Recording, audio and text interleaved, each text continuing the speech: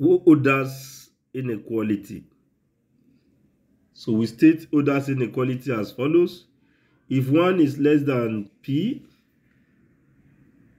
and Q, that is if P is in between these two, and also Q is in between these two.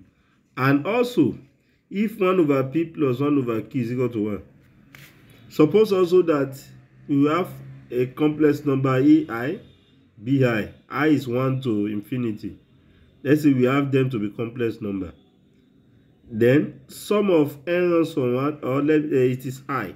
Sum of I runs from 1 to infinity is equal to this. Where this AI is this, where this one is this, and this one, this is it. So this is called Oda's inequality. So it is very useful when it comes to metric space. Now, let us consider the proof. So we want to prove this inequality. But before we prove it, so we need a certain inequality which we are going to state without proof. We say without proof an inequality. So this inequality is called Young's inequality. So, and the inequality says so. If 1 over P plus 1 over Q is equal to 1, then AB is less than A raised to power P, this, plus B raised to power P, this. So this is called Young's inequality. I will be using it in the proof of this inequality. Now, let us consider the proof here. Let's consider this, because what we have there is AI and BI. So over the norm of P here, the norm of S, and the norm of Y subscript Q. Let's consider this. This is absolute value. So we can write it as this, absolute value of this over the norm of X and norm of Y Q. This is over absolute value of BI. Now, if you look at the Young's inequality, it is still using this A and B. So in this case, our A is this one and our B is this. So if you apply Young's inequality, it says A raised to power P. So that is, this thing is less than or equal to, if you apply Young's inequality, that is AI over this, it will give me this. As you can see, this is our B raised to power Q, then over Q as well. Now, when we now get to this place, what we do now is we need the, we can simply write it like this: 1 over P times all this. So I have brought the 1 over P out. This over P, I've written it as over 1 over P. This one too is 1 over Q. And what is giving me that is AIBI over S bar P Y bar Q. So the next thing is, let's sum both sides. Let's sum both sides of this equation by, for I is equal to 1 to infinity, and this, if you do that, this will give me I runs from 1, summation I runs from 1 to infinity, AI BI over sum of X bar Y bar Q is less than, this will be sum of I runs from 1 to infinity, 1 over P. I've written it out. So I've just put summation to these sides. Now, this thing can still be written as this, equal to, that anything that is independent of I can bring it out so that it will become 1 over P into absolute value, the norm of SP raised to power P, summation I runs from 1 to infinity. This is what we are going to have left, P So this is what we are going to have left. Plus the second one too, 1 over p norm of y q summation I runs from 1 to infinity, then norm of b I q. So sorry, this one too is raised to power q because of this. So I brought out anything that is independent of I from the summation. This one is independent of I from the summation, so I can bring it out. This one too, there's no I there, I can bring it out. Q and P. So that is what I've done here. I've only, so I remain this one as I. So there's still over raised to power Q. So this is our raised to power Q there. You know, if I bring this out, it will still be raised to power P. So that is why we have this raised to power P. And if we continue from the next page, we are going to have, remember from this page, we said this one is equal to this is equal to this. How do we get it in our statement? So what we are going to do is that we are going to set this to be 1. We set this to be 1, so that we are going to have this. Let me write it out. So that is it here. That is what I've written out now. I've written them out, and this is it once again. The whole of this one up to this, apart from this 1 over p here, I set it to be 1. This is it. 1 over this is equal to 1. And if you make this one the zero formula, you are going to have SP is equal to this. Also, if you do the same thing for the second one too, 1 over this norm times this is equal to 1. As you can see it, we got this. Let me call this 1 and 2. So from that 1 and 2, don't let us forget that norm of S bar, if you make it the zero formula P, it will be sum of I runs from 1 to infinity AIP raised to power 1 over P. You take this P to the other side. Let's keep it 3. The same thing when we do it to 2. So our second one too will be I runs from 1 to infinity. This to power 1 over this Q. This will be raised to power 1 over Q. Now let's keep it. So we are now coming back to the fact. Let me label it like that. Let me label this as 1. This is 2, 3, 4, and then 5. So in that case, you cannot say that the 1 will become this equation 1. It will become summation I runs from 1 to infinity. To become this 1 over, you know, the whole of this is 1 over P plus 1 over this one is Q, 1 over Q. So as you can see, this is less than or equal to, no, it is this one that we are showing that is coming. So it will be less than or equal to 1 plus Q. But don't forget, in our statement we have said that 1 plus P is equal to 1. So that means this is less than or equal to 1. So finally, if you make this one the zero formula, it will be less than or equal to, I'll transfer, you know, this one is independent of I, so I can take it to the other side. So I will, you know, it is less than or equal to 1, so I'll transfer it to the other side. It's still 1 S bar P Y bar Q. And don't forget that we know what our S bar P and Y bar Q is. So that's from our 4. I will just put it back there. I don't need to write it, so you can put it there yourself. So it will become the Oda's inequality. So as you can see, Oda's inequality is less than this, which we have just proved now. It's less than this times this. As you can see, this times this, which I said this one is equal to this one is equal to this, and that completes the proof. So another important inequality we want to state in this video is Minkowski's inequality. Minkowski's inequality here, so we still have the same condition. 1 is less than or equal to p is less than infinity, 1 over p plus 1 over q is equal to 1, then this inequality holds. So this inequality is what we call Minkowski's inequality. So in that case, we want to prove the Minkowski's inequality.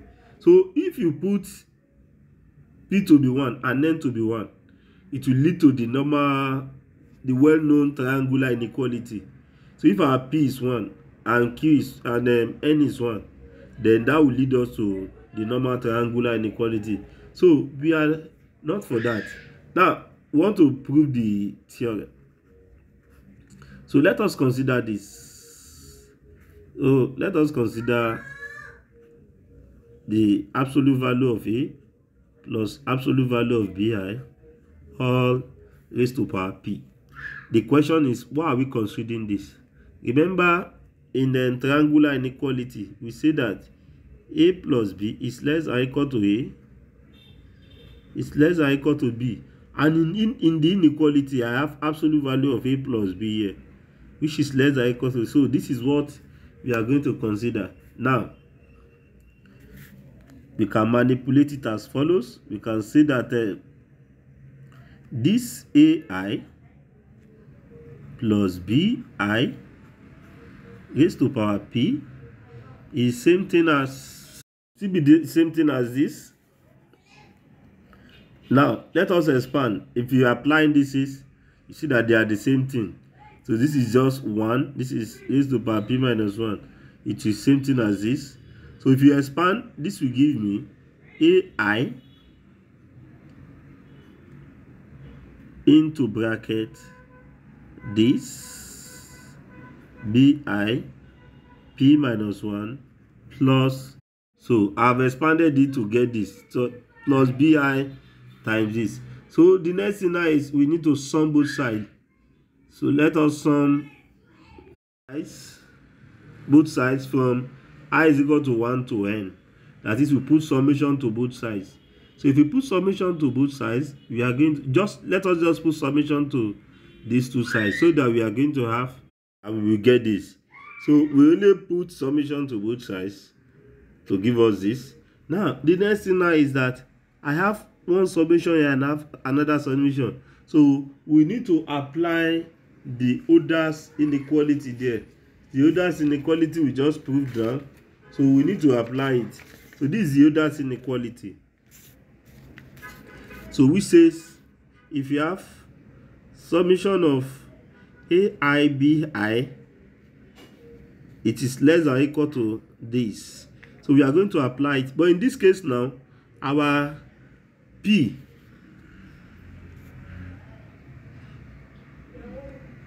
so this will represent our a, and the whole of this will represent our b. So in this case, I'm going to write these two in terms of Euler's inequality. And if you continue like this, we are going to get, now we start from this place, 1 over n absolute value of this raised to power p. So we use less than or equal to because of this Euler's inequality. So I've told you this is representing my a, and the something say that this will be open bracket I runs from 1 to n absolute value of ai, then it will be ai raised to power p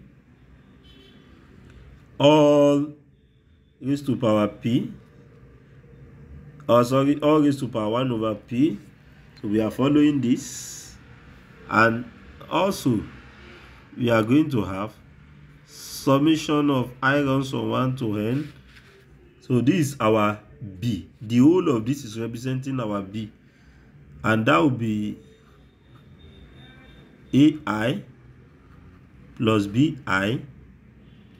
Our b is raised to power p minus 1. So the inequality says we are going to put raised to power q there, then 1 over q as well. So that means this will be multiplying q. then 1 over q. That is for this part. For the other part, this is I runs from 1 to n. B, it will be raised to power p. This one is also, we are also applying it here. The whole of this will be taken as our a. So this is p, then raised to power 1 over p. This is 1 over p. This one is 1 over q. Into the second one is the same thing. The same thing that we have there. This is this is a b I. This is raised to power p minus 1 as well. But the inequality says I should put q there, then raised to power 1 over q. Now, let us take note of something. We know that 1 over p plus 1 over q is equal to 1. So from this place, 1 over p will be equal to 1 minus 1 over q, p. This is this over p.